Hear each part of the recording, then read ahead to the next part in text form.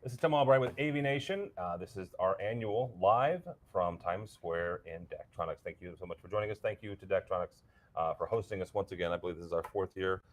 Jim, That's right. we've done this in the past. Like I said, this is our fourth year. We'll have a roundtable discussion with about three different groups of folks and kick off New York Digital Signage Week. So first and foremost, to my far left, Jim Vasgard from Daktronics. Welcome, sir. Thank you. Appreciate you being here. Absolutely, thank you. Also with us is Andrea Verone from Digital Signage Expo. Welcome, ma'am. Thanks for having me. Absolutely. And last but not least, smartest, coolest, most creative guy that I know here. Besides you, oh, second to you. Phil's done some. Phil Langer from Show and Tell. You've done some. You and your company have been involved with some of the creative works actually that's outside these Right, windows. that's correct. Right. Yep. So we'll talk about all that. But first and foremost, real quickly, we'll start this off.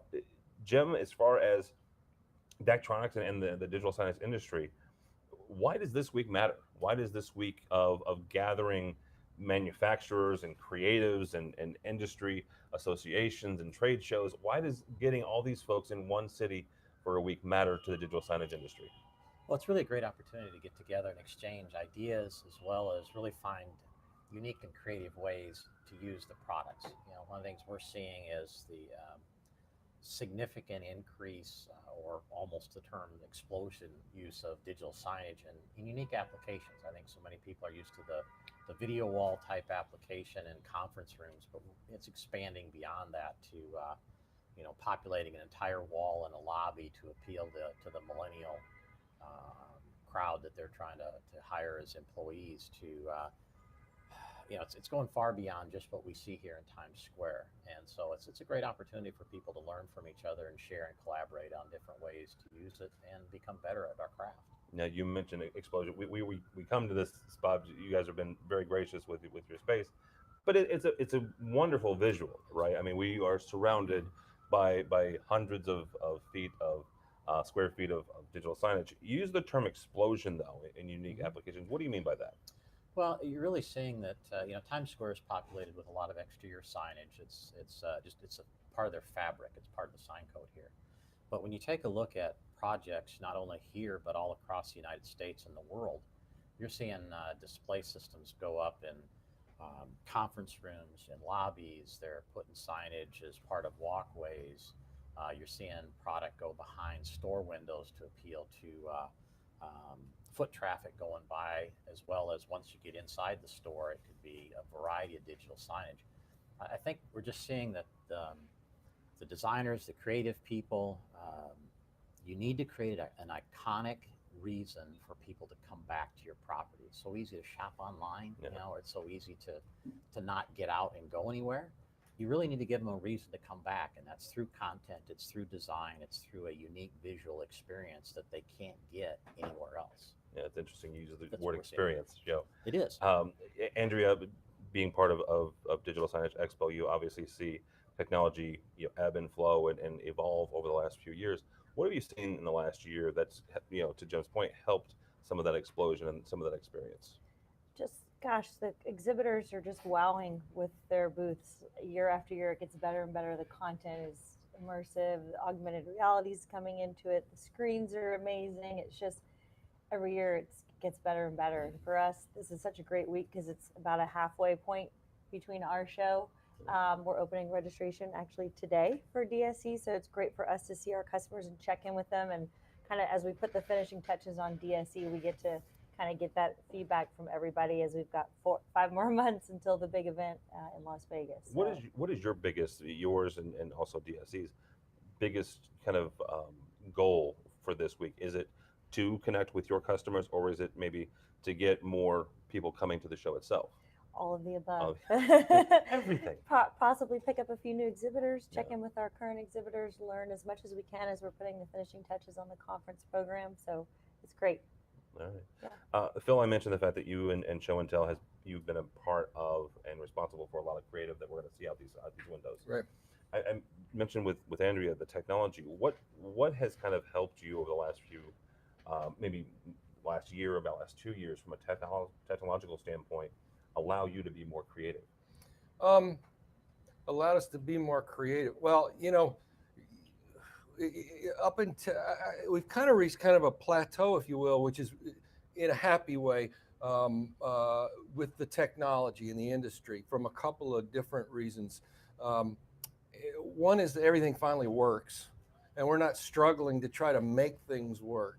You see a lot less mice on the screen or alerts popping up, and a lot of less blue screens of death and all of those kinds of things. And that's really pleasing to me to be able to kind of be able to work with that material. But also from a client standpoint, you know, back over the last 10, 15 years, we've been kind of having to preach. Imagine what it would be like to put a big wall and it's all video, and people could imagine that, but now we can point to that. Yeah. And we're at a place where it's kind of a default. If you're going to design a world-class environment, whether it's outside or a retail store, this is must-have material for your environment. And it's not like an option anymore if you really want to compete. So that's exciting from a creative standpoint to try to, okay, now where are we going to go from here? Now that it's sort of a default kind of technology that we're all expecting to see when we walk into the world-class Apple store or whatever store that we're trying to compete against, what are we going to do with that? And so that's a very exciting place from us now. We're doing less struggling or convincing of clients and more just exercising our creative muscles. So that's a lot of fun. Well, you mentioned the fact that the technology has gotten there, and one of the specifications we talk about a lot is pitch, right? Yep, and if right. folks aren't familiar with what pitch is, it's the distance between each individual LED. And Jim, you can correct me if I'm wrong or elaborate if you want. But basically, the distance between the Yeah. LEDs, right? And we've gotten to sub 1 Yeah. indoor, right? Right. Outdoor, I want to say there are 3 or 4 in there. Right. So very close together. You don't have to get very far apart where those LEDs kind of blend together and they look like one screen. Right. So the fact that everything is stable now, does that lend itself to more conversations about a technical nature where we're talking about pitches, we're talking about maybe LED Pitch is versus important. OLED? Right. Pitch is important. Form factor is very important. At this point, pitch to our clients, our experience, and this is just our experience, is now more about how much money do you have to spend. It's like, okay, I'm assuming I'm going to get. You actually have that conversation. How much money? Well, no, what I mean is we don't have enough for 1 millimeter. Okay. Is 3 millimeter going to be good enough for us? And in most cases, it's going to be yes, unless it's like I'm going to be able to walk up and touch it kind of a situation. So it's what I mean to say is the discussion is less about pitch and more about what can we do creatively? Can we curve it? Can we have stripes? Can we have moving pieces, all those kinds of things at sort of the upper end of the execution scale. That's what we're talking about rather than pitch. Subsequently, what can the system do? We're still having to apologize quite a lot to clients because this system, which we didn't design, can't do that thing that you really envision. That one thing. And so more and more suppliers, manufacturers are understanding that we need to really be able to be flexible with the way we implement this and accommodating that. All right, very good. Jim, we're in actually the backdrop here is one of the Daktronics screens. Mm-hmm. We've talked about this screen honestly every year for the last 4 years. Sure. First year we were here, there was a campaign going on where folks would take pictures of themselves in social media and see themselves on screen. Today, though, there's a live camera feed going into that. It's for a Netflix program, and they're able to see themselves live. Yes. In what way can Daktronics, kind of a little bit off what Phil was saying, work with not only the client but also the integrators that are putting this stuff in to say, okay, not just manage expectations, but help them in the design and say, these are the things that we can do. This is what we've seen. Phil said, we can show them now, not just imagine, but we can really show them what's possible now. I think that's what's the really fun part of where some of the buyers are at today in the market, as Phil talked about. It's they want to try to create something a little bit different or a little bit unique. As you remember when they were doing the Revlon campaign there before, people would line up in a queue in hopes of getting their picture on the screen. Today it's not quite to that point, although you see a lot of people lining up there just a couple seconds ago wanting to take their picture as they were standing in the square in front of the screen. I think we're seeing so much interest in, again, how do you create that user experience, or the viewer remembers. You got to give them a reason to remember why they looked at that sign, or why they looked at that ad copy, or why they participated in that engagement moment on a display system, whether it's indoor or outdoor. I think it's changed from where we're not just sending a message and hope people see it. They're really trying to find ways that, oh, hey, I want to participate in an engagement campaign, and maybe my picture will get up there, or I'm going to go stand in front of the display so I can take a picture and say, hey, I was up on the display in Times Square, or it's some type of unique ad copy that people look at and go, that's amazing. That truly looks like something you would see at in a magazine ad. And I think that's what some of the technology allows you to do today. You just have tight pitch that gives you great resolution. Some products give you the capability to really zero in on color matching so that logo is truly Coke Red or Pepsi Blue, or whatever the image is. And it's just the ability to make people catch their attention, turn their head, and go, wow, that's something I want to see. I want to take a picture. I'm going to remember that display for a specific reason. Yeah. What is that process like? You mentioned Coke Red and Pepsi Blue. There are certain brands out there where their color is important. It's critical. I'm from St. Louis. Just north of me is Caterpillar. There is a Caterpillar yellow. Mm-hmm. There really is. They've trademarked it, and it's a specific type of yellow. When you guys are selling to companies and you're like, we can recreate these colors, how hard is it to is it bringing them here? Is it bringing them somewhere where you can basically demonstrate, yes, we can recreate your unique image? Great question. One of the challenges, I think, in today's industry is there seems to be a bit of a perception where, well, gosh, they're all about the same, right? Everybody's equal. They all work about the same. They're all going to look the same. Unfortunately, you run across more frustrations from somebody who's bought a product and they got in there and couldn't match their particular team color or their particular advertisement that they wanted to promote. And there could be a lot of factors. Some of it has to go into the component or the LED that you buy. Do you get something that has specific narrow binning that allows you to maintain the color consistency? Real quickly, explain binning. Sorry, I'm pretty sure I know what it means, but I want you to explain. I'm trying not to get into sign it's great stuff. Here, yeah. But it's think of it as when you buy carpet for a large complex, you try to buy the same dye lots so that there is not changes in colors as you move from piece to piece. Binning is the ability to narrow in and buy LEDs within a certain color consistency, so that when that red or that blue or that green is put up, it's consistent. So you want to try to narrow your bin sorts or your buying requirements so that that's one aspect of color consistency. Part of it also has to do with understanding how to drive the technology. I can't explain it, our engineers can, but if you really take a look at how they create colors when a processing system talks to an LCD display, how it creates Coke Red on the LCD is quite a bit different than how it creates Coke Red on the LED. So has that transition moved from one side of the control to the next? Is that all part of your display system? And then do you have the ability to go in and fine tune it within your settings of your product? So if it's not quite exactly right, like some of the reds and the blues are a little easier to hit, but when you're trying to hit Caterpillar yellow, you got to tweak that a little bit. Tweak that a little bit, yeah. So it's the ability to go in and make some fine-tuning on the display system to match that color. So there's a lot of parts that go into it. It's everything from the LED that you buy to the processing and the controlling, as well as the settings that you use. That's what lets you hit colors. All right, very good. Andrea, there are the folks that put this together. There are, I want to say, well over 30 or 50 events this week. What are some of the one or two that you are particularly looking forward to? Tomorrow morning, the Digital Signage Federation is having their Coffee and Controversy. I want to say this is the 4th or 5th year they've done that. A very successful event. It's in Google's headquarters here in New York, I think, for the 2nd year. But what are some of the things that you're looking forward to and why? For sure. Obviously, that's number one. They've got a really exciting panel. One of them's in the room here, Jeff Hastings. Always look forward to hearing from that panel and kind of talking about the controversy and different ways to look at all this crazy technology. So we'll be running to the DPA event after that, which is always really exciting, kind of cutting edge speakers, kind of where the digital out of home market is going.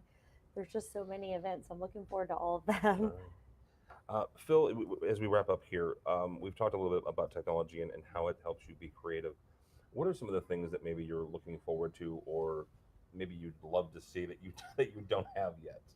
Wow, that's a trick question. You didn't tell me you were going to Well, ask I that said one. I told you that You didn't look say. forward a little Just bit. put me on the spot here. What did I look forward to? I just look forward.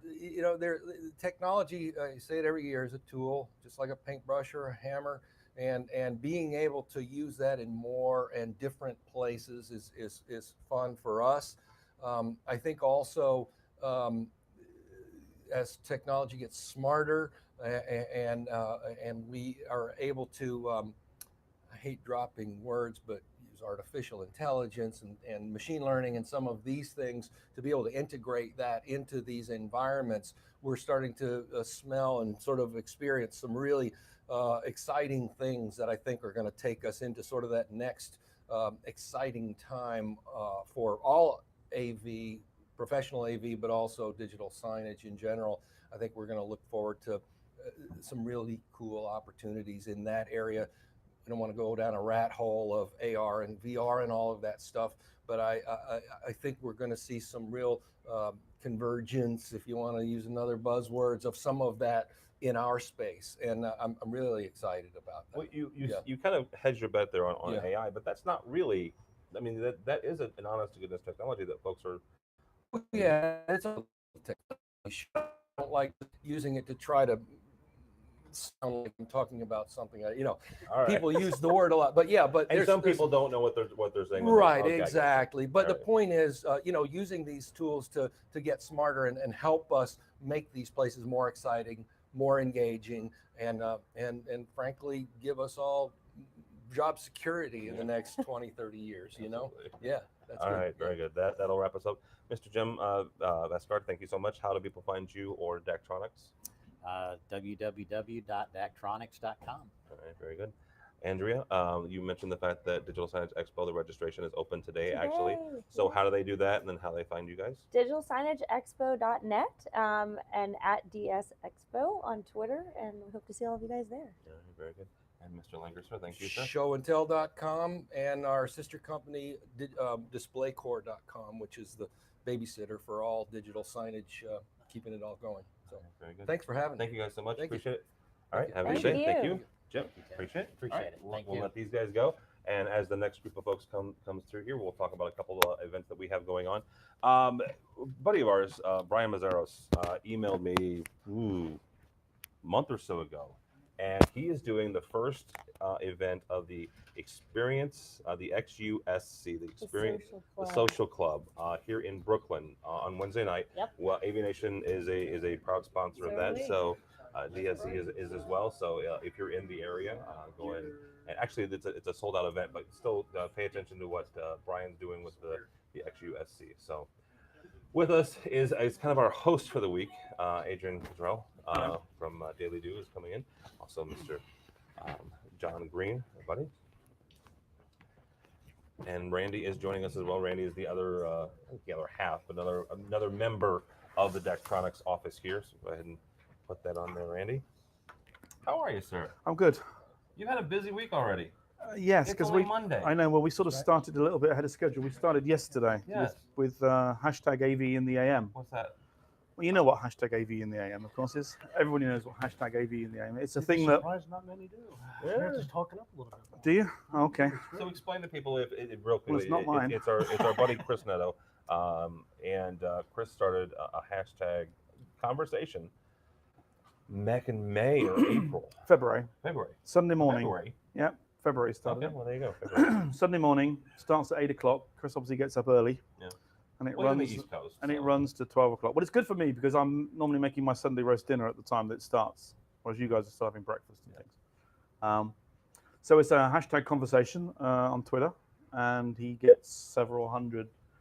I was going to say I'm live on air, so I shouldn't say very sad AV people, but they must can't have anything better to do on a Sunday We're morning. not only live, but we're also recording. Yes, for I know. I'm posterity. sorry, but I apologize to all the AV people for saying that. No, it's great. I mean, the conversation they had last week was all about how AV people were workaholics, and there's all these people at 8 o'clock in the morning tweeting on a Sunday. They go, we're not workaholics. That's This is kind of what the we normally definition do." of it, isn't it? Yeah, I think so. So yesterday we did a special. It was the first one we ever sort of did live, and live was because we were together in a room. We used our hotel suite, and Chris came over from where he lives in New Jersey to our beachfront hotel, which sounds very glamorous, but it wasn't. And our technical director set up some cameras, and we used Periscope, and we did some live Twitter reports and had a bit of fun. And for the first time ever, we asked questions because this is New York Digital Signage Week. The topic of the AV and the AM was digital signage. Surprise, surprise. And then we sort of fielded viewers' questions, which was a bit fun. I felt like a little bit like a GP, a general practitioner, a doctor. I've got trouble with my left leg. What should I do? And I then went on air and said, well, you need to eat more carrots or something. But we basically talked about digital signage and vertical Do sectors. you think you were helpful? I think I was opinionated, as I usually am. That's a whole other answer. All So right. I don't know I was helpful. I think so. We had 3.5 million Twitter impressions. Very nice. And for in between 4 or 5 hours. So it's a bit of a success. We're going to do it next year. Excellent. So New York Digital Signage Week will start on a Sunday. So that's why I'm start early and early and early. starting. Yeah. All right, very good. So thank you for putting this together. Thank you. Real quickly, if somebody's not familiar with this at this point, just give folks a 30-second, 50,000-foot view of what this week is. So New York Digital Signage Week is in its 5th year, and it's a group of we have 31, 32 different events. People put them together. It started many years ago with the display company and the DPAA and ourselves. We had 3 big conferences.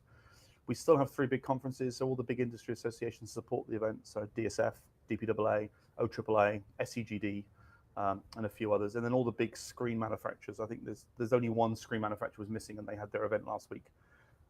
Put on events. And then we encourage open houses and weird things like the coffee and controversy that is going to go on tomorrow. I say it's weird because it's one of the best things, and they get 150 people, and everybody wants to go to it.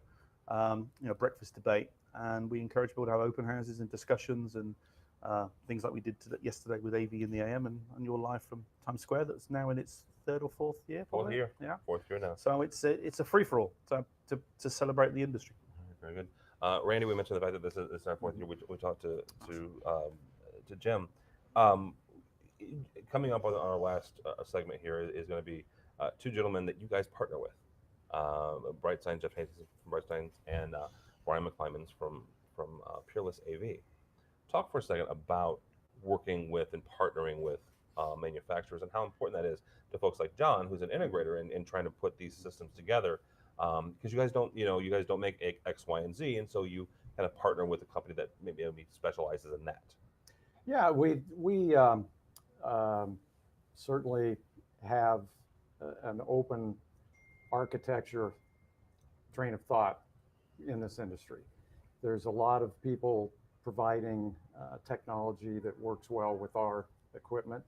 So we have to have a dialogue with people like Peerless and Bright Signs so that we can ultimately solve a challenge that's being brought to us for LED display systems. Very good. John, this is your 3rd year coming down here? Took me 3 years to get onto the show. Well, you could have came on the first. You have my cell phone for right now. But I remember the first time that you came down, you and I met up actually at the Coffee and Controversy when it was over We'll at be there again Guy tomorrow. Fieri's restaurant. Why do you keep coming back? Well, I'm the one seeking the bauble, Okay. seeking the shiny object, to which I could probably develop and push our company to. And I'll tell you, this week is always invigorating in that idea. It's opening up your mind. I mean, it's also there's some affirmation of the direction that we're taking, if it's still a good direction, if we missed a trend or a topic type of thing. So it's just for exploratory alone, it's worth it. All right. You mentioned the fact that are you going in the right direction? Do you guys see digital signage as a viable vertical for integrators? It's funny. I kind of chuckle about it because I've actually been involved in digital. Our company has been involved in digital signage for over 10 years. When it first started out, there were a lot of the issues that we talked about that were past.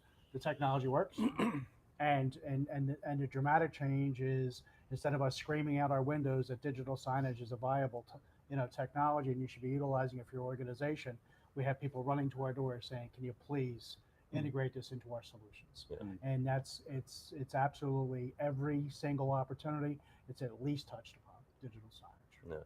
Adrian, Phil mentioned the fact that one of the things that's been interesting and kind of honestly helpful to Jim and to Randy and to you and to John and to Phil is the fact that 10, 20 years ago, as John said, they were screaming out the window saying, imagine what it can do.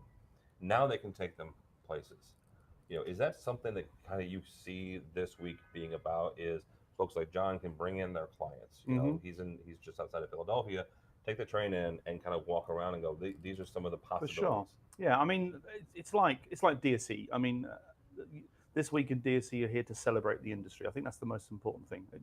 And having people who are passionate about the industry should be on shows like this and should be speaking on panels and whatever else. And I think the first couple of years we've done conferences, like we've probably all done conferences where somebody not necessarily wonderfully passionate has taken to the stage and they've wanted to dish the industry.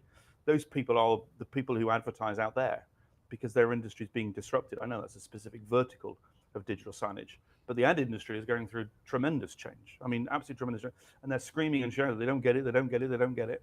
And they've always tried to put a down on it. The trouble is now digital signage is so prevalent, whether it be on television in Hollywood, around us here in Times Square, or just your local coffee shop, that there's you can't argue with the fact that it's digital signage.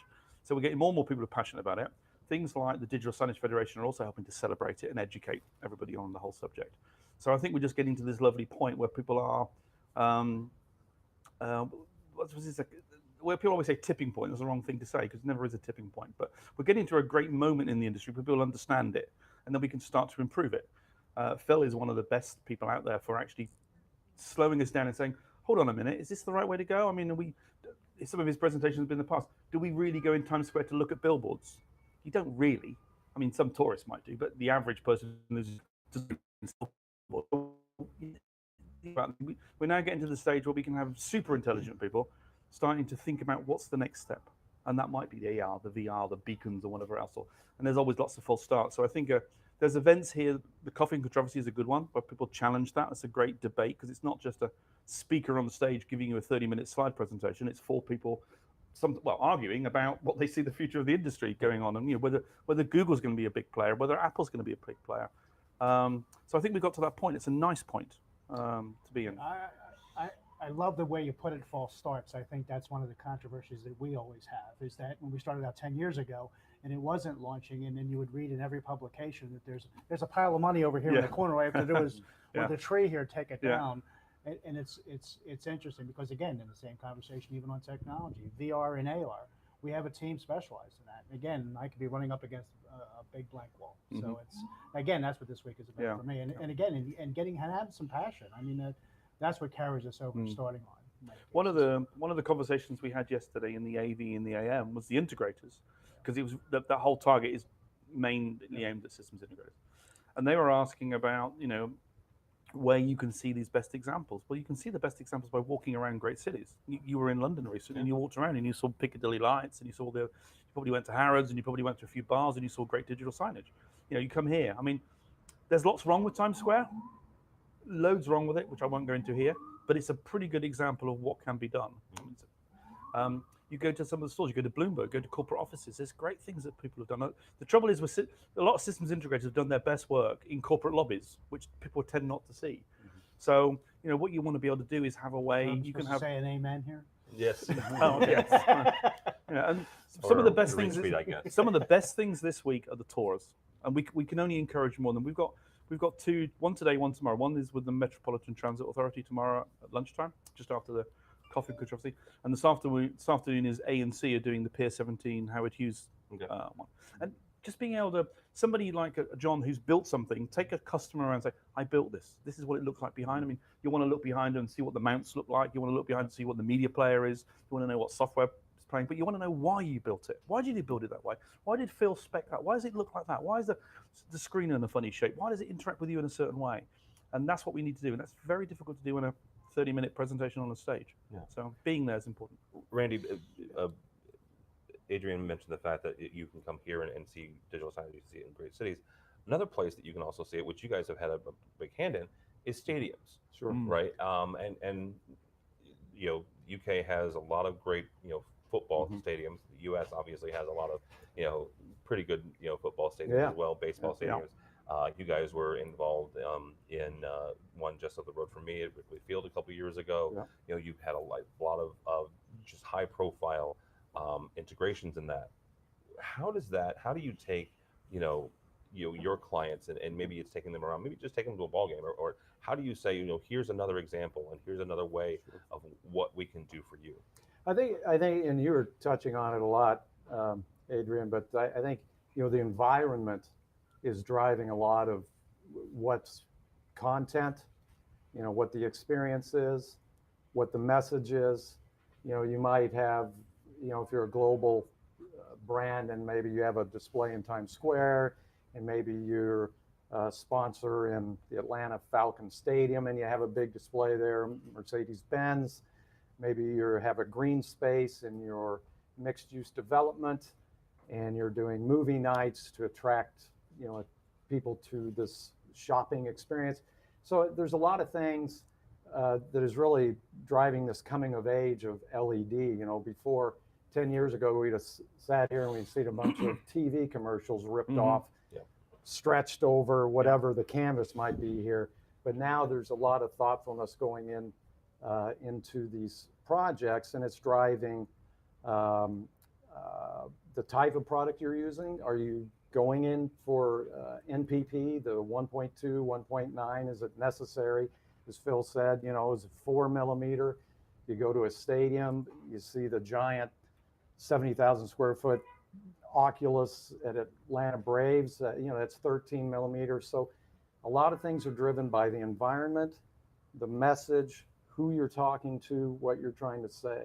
But the good news is this product is so scalable today. You know, it can scale to any size. And we have an enormous amount of amazing creative people like Phil and your companies, you know, developing something that turns this display into a real tool that can be used in so many ways. Corporate lobbies, I mean, that's just another one. And what would be different with the content if you walked into a corporate lobby somewhere versus a stadium? It's going to be different. So you got to understand that. Spaces, but I mean, in every space it's available.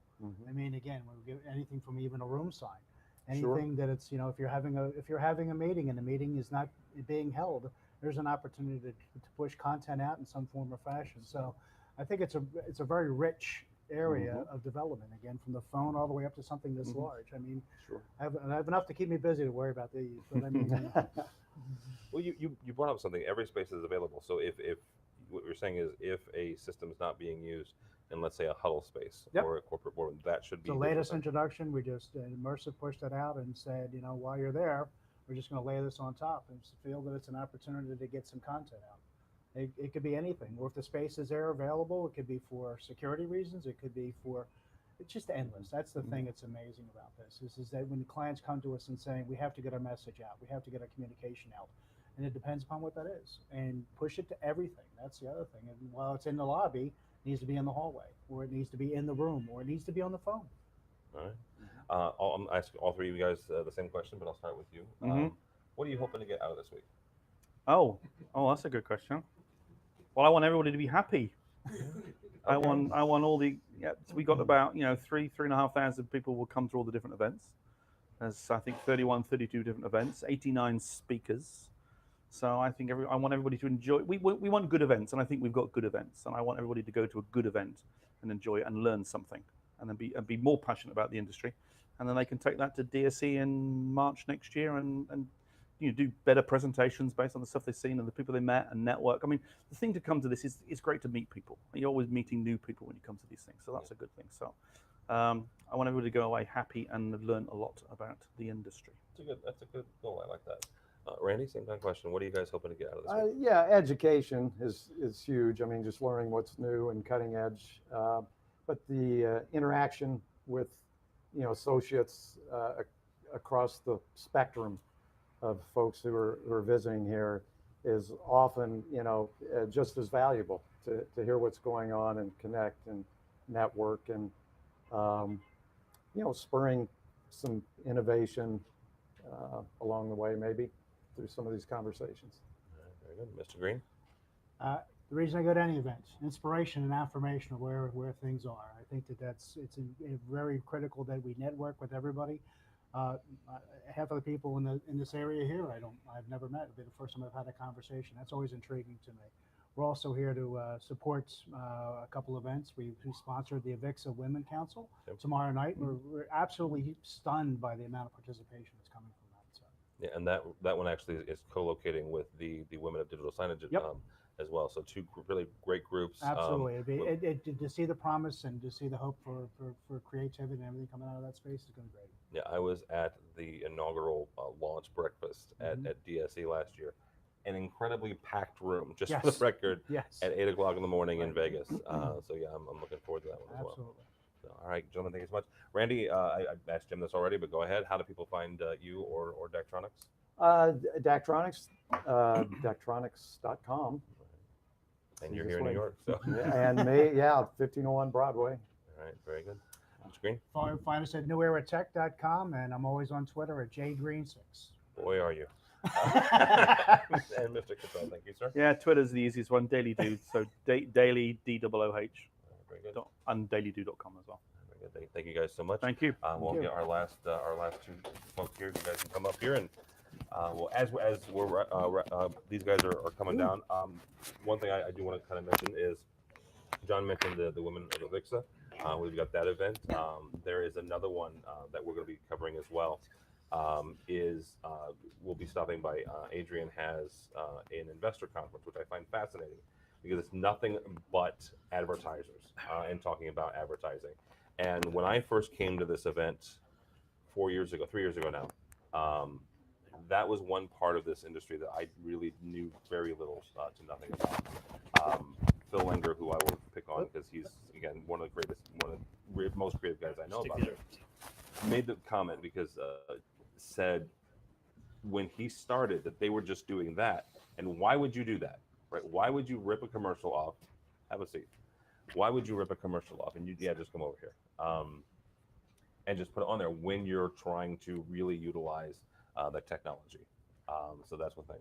So sitting next to me now is Mr. Brian McClyman from Peerless AV. If he can get his microphone on. How are you, sir? Good. How you doing? Good. This is my fellow Bears fan. We won. And we won. Go Bears, go. Go Bears, go. All right. And Mr. Jeff Hastings from Brightside. How are you, sir? Good. Thank you. Thank you, sir. First kind of question to kind of you guys. I started this conversation with Randy, and I'll kind of finish it with you. Brian, we'll start with you on this. You guys are here, and when my first year here, I was absolutely taken aback by the number of what I would call at that point in time traditional infocom manufacturers, right? Like these are people I saw every year on the show floor at Infocom. Never imagined in my wildest dreams I would ever see them anyplace else.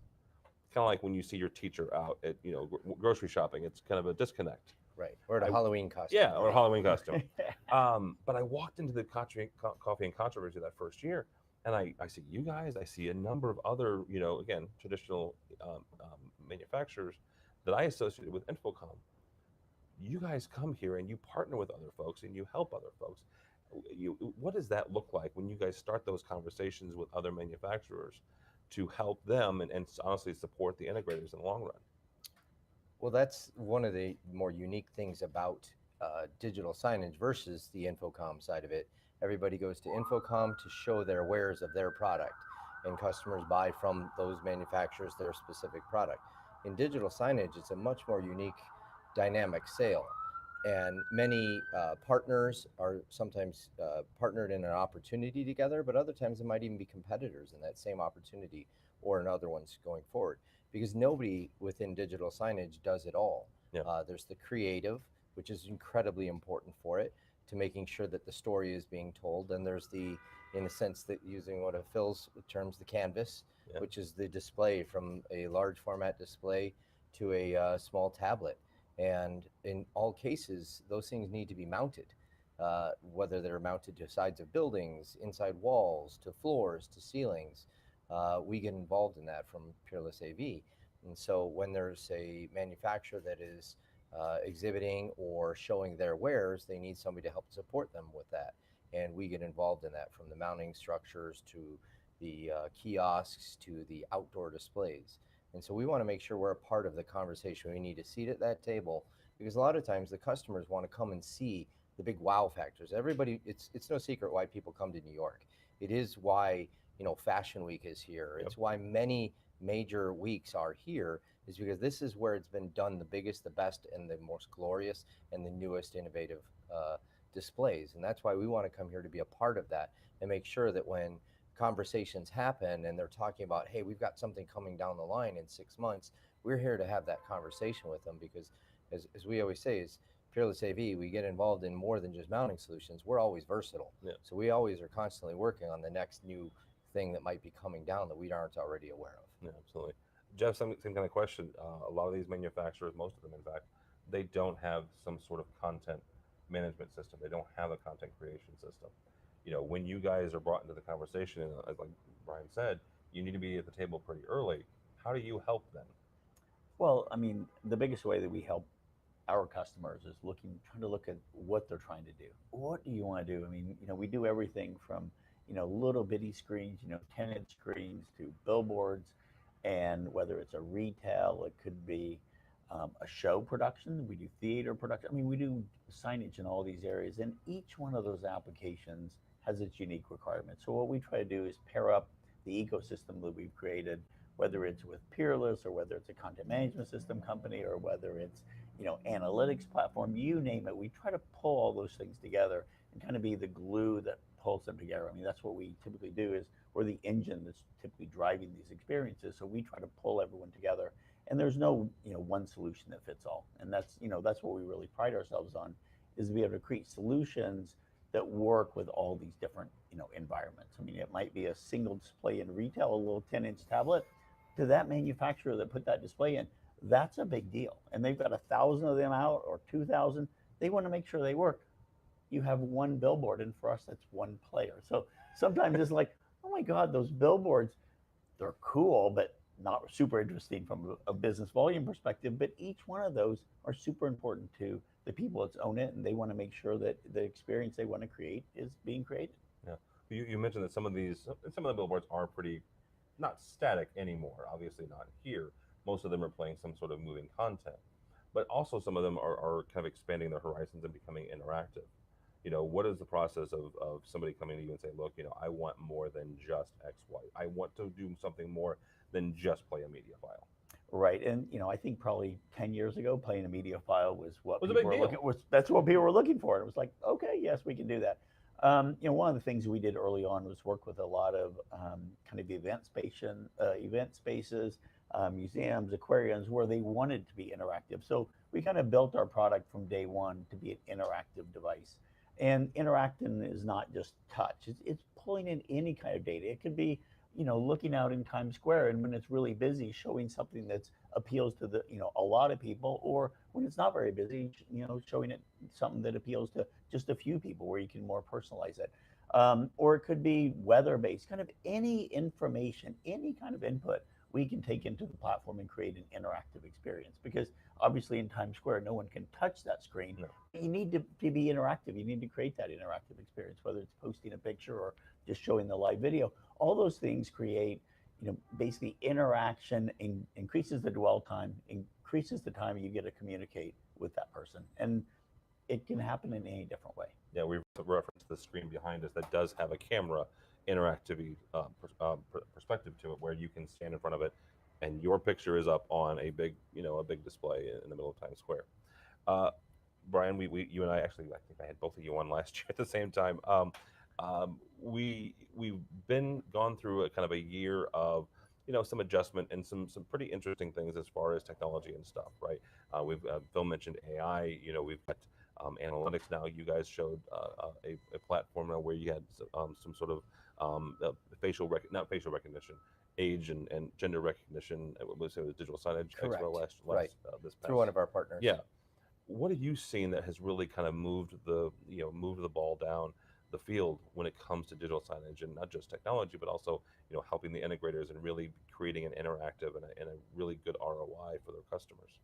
Yeah, I mean, so just listening to Jeff talk about the technology, and that's the part that's really important, is that the technology continues to allow the creatives to be able to communicate to the end customer, whether it be employees for corporate communications or advertising, they're able to dial in that message a little bit more personal on almost a one-to-one level if they need to get there. Whether they do it with the analytics or a camera-based system that just is taking anonymous analytics to dial in, how many people and just measurements to proof of performance, because everybody knows when they go on their computer or their mobile device that they're tracking your data, they're tracking what sites you go to, they're tracking how often you visit them, and then they serve up that both in advertising and news media, as well as pay-per-clicks. That's the one area that digital signage hasn't been able to do very well.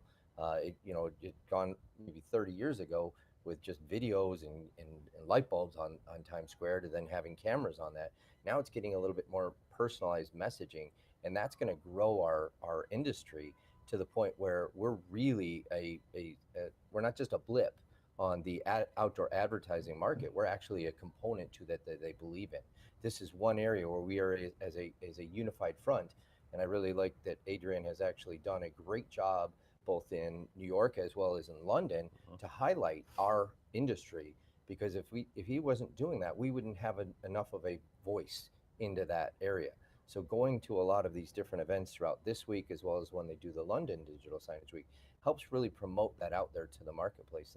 And so those are some of the changes that I've seen, is that it really is impacting with the technology changes and what Jeff's been able to do with the brains behind the device to be able to communicate the message out there to the screen. But he's actually able to capture some of that data and then serve it back up to the ad agencies and the investors that, hey, this really is impacting and working, so that let's put more money into that. Let's do the next thing, and constantly seeing what's new and what's next out there. From what we saw with the Digital Signage Federation up in Montreal, is a company that's headquartered in Montreal called Moment Factory, has done some amazing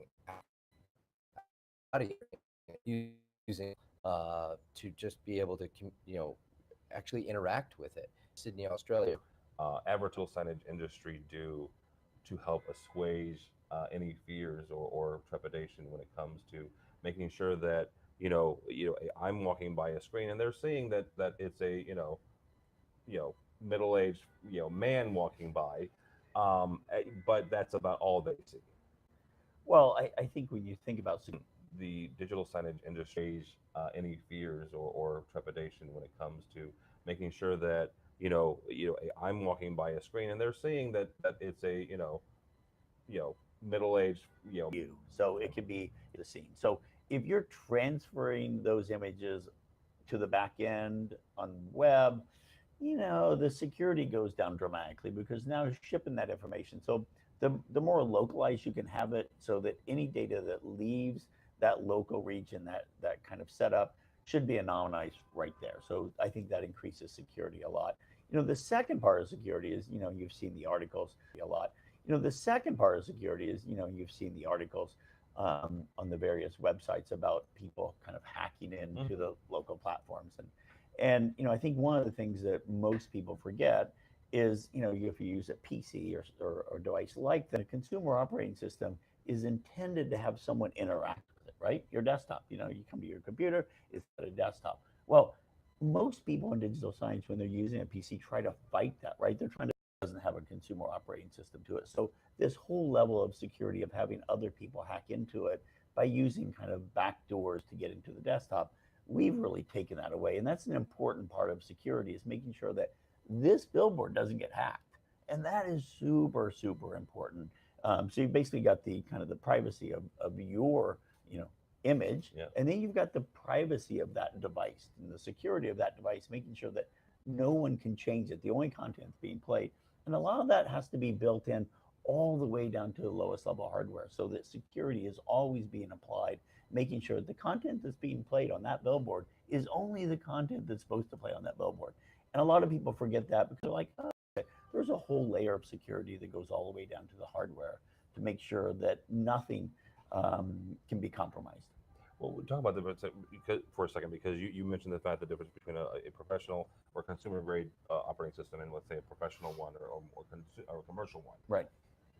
To really play for. It's to happen, right? It's bad for you. Is one, but what that maybe somebody doesn't automatically associate Well, advertising, it's the sexy part of digital Yeah. signage that everybody sees. The corporate communications to employees is probably, it's one of the strongest markets that we see in our space, because everybody needs to communicate to just to communicate to these in Orlando every week, to make sure that they knew, the employees knew what events were happening that particular week and what's going on and who's going to be there, who the important customers are. They moved to a complete time basis to all their employees on, communicating digital signage space. Well, and also think I'm sure Oh, that Disney has realized over over the course of 5 years, but also the up to minute, up to date information that they can communicate. right. So, Instant changes. yeah. Jeff, same kind of question. Beyond, obviously what we see here in Times Square, what are some other, applications or areas that you've seen digital signage that maybe somebody may not automatically think of? Well, being in the digital signage industry and dragging my wife around the world, I constantly are pointing out, oh, it's digital signage.